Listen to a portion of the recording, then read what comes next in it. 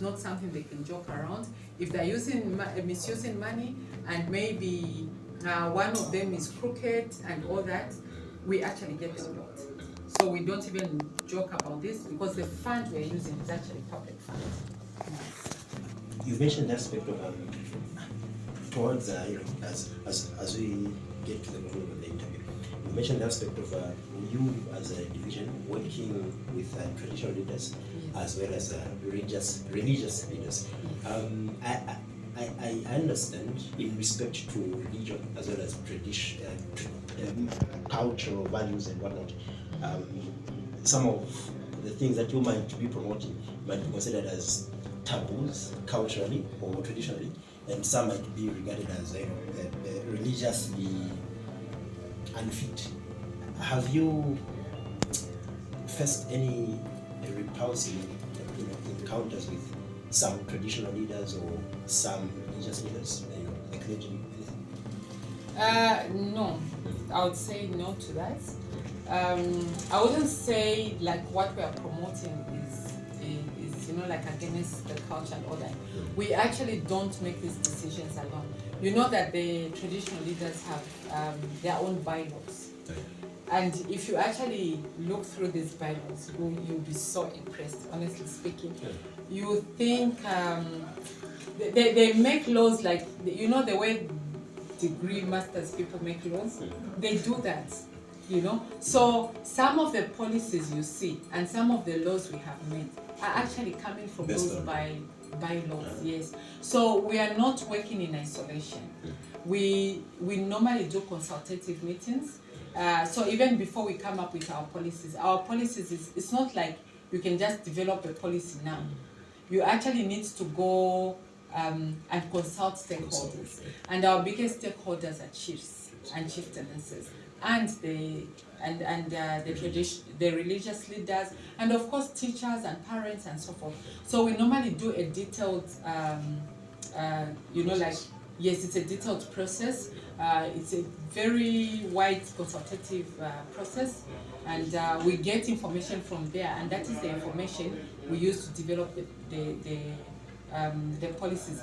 And of course, every ruling party has their own policies. They have their own vision, because before the president became the president, he gave certain promises to the people.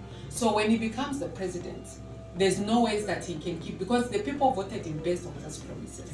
So there's no ways he can move away from those promises and do something else. So it's that information, the things that he promised the people, and of course the stakeholders' opinions, then we combine those and we make the policies. So this is how we come up with the policies, and then thereafter they become law. Yes. In conclusion, please, there's a woman watching there, there's a girl watching, there's a lady, there, all those, there's a boy child watching up there. What is your agenda for the year 2025 as a division, in line to, as we have stated, rights, equality and empowerment, and in this vein, not just for the women leaders, but for both genders? What is in the handbag of your division when it comes to both the male and females' rights, equality and empowerment, just for the people? I'm very happy you actually asked that question. First of all, when it comes to rights, and in fact, maybe I should give you the roadmap. My number one project as the Permanent Secretary of Gender is to ensure that 2026 elections has a lot of women. I know we may not reach the parity of 50-50, but that is our target. Right now, it's actually very sad where we are, like in Parliament, we are 15.2% of females. At local government level, we are only 7%. That is very sad, like it's unacceptable. So this year is the only year that us women can make a difference. And this is why I have made women, like the push for women in politics, my business for this year. So we want to ensure that we actually call upon all the decision makers, all the political leader decision makers, when they're adopting during the adoption process, they must consider women. And then government as well, I know that there will be talks, or rather talks are going on about delimitation.